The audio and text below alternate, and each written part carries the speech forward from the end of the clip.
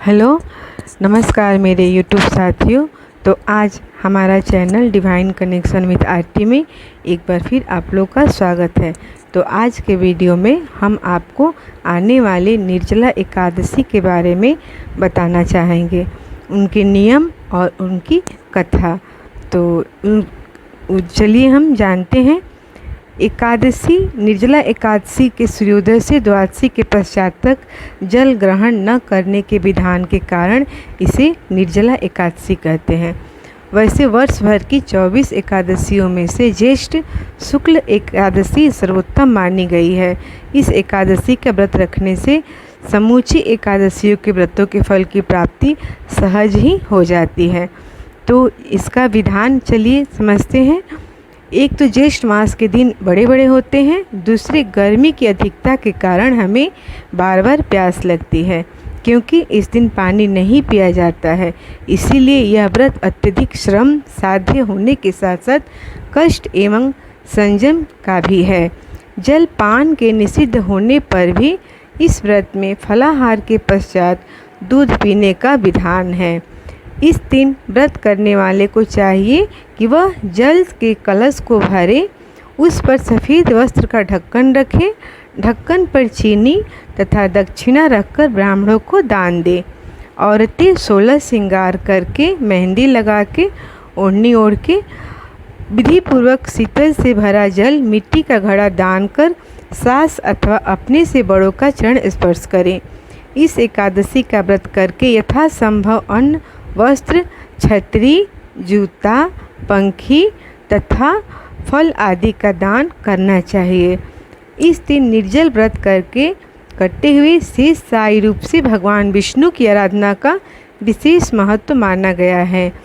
वैसे तो सारी एकादशियों में विष्णु भगवान की ही आराधना होती है, लेकिन इस निर्जला एकादशी में विधिपूर्वक जल कलश का दान करने वाले को वर्ष भर की एकादशियों का फल प्राप्त हो जाता है। इस प्रकार के दान भाव में सर्वभूत हिते रता की भावना चरितार्थ होती है। ये तो रहा व्रत विधान। अब हम इस एकादशी की व्रत की कथा को पढ़ेंगे, समझेंगे।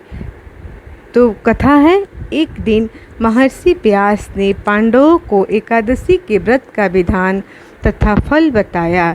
इस दिन जब वे भोजन करने के दोषों की चर्चा करने लगे तो भीमसेन ने अपनी आपत्ति प्रकट करते हुए कहा, पितामह, एकादशी का व्रत करते हुए समूचा पांडव परिवार इस दिन अन्न जल ग्रहण न करें। आपके इस आदेश का पालन मुझसे न हो पाएगा। मैं तो बिना खाए रह नहीं सकता। अतः 24 एकादशियों पर निराहार रहने की कष्ट साधना से बचने के लिए मुझे कोई एक ऐसा व्रत बताइए जिसे करने पर मुझे विशेष असुविधा न हो और वह फल भी मिल जाए जो अन्य लोगों को 24 एकादशी व्रत करने पर मिलता है। महर्षि व्यास जानते थे कि भीमसेन के उदर में वृक नामक अग्नि है, इसीलिए अधिक मात्रा में भोजन करने पर भी उसकी भूख शांत नहीं होती। अतः भीमसेन के इस प्रकार के भाव को समझकर महर्षि व्यास ने आदेश दिया, प्रिय भीम, तुम ज्येष्ठ मास शुक्ल एकादशी को ही मात्र एक व्रत किया करो। इस व्रत में स्नान आचमन के समय पानी पीने का दोष नहीं होता है। इस दिन अन्न न खाकर जितने पानी में एक माशा वजन की स्वर्ण मुद्रा डूब जाए ग्रहण करो। इस प्रकार यह व्रत करने से अन्य 23 एकादशियों पर अन्न खाने का दोष छूट जाता है तथा पूर्ण एकादशियों के पुण्य का लाभ भी मिलेगा। क्योंकि भीम मात्र एक एकादशी का व्रत करने के लिए महर्षि व्यास के सामने प्रतिज्ञा कर चुका था, इसीलिए इस व्रत को करने लगा। इसी कारण इसे भीमसेन एकादशी भी कहते हैं। तो ये हमारी निर्जला एकादशी की व्रत कथा। तो साथियों, मैंने आज अपने वीडियो में निर्जला एकादशी से संबंधित ये सब बातें कही।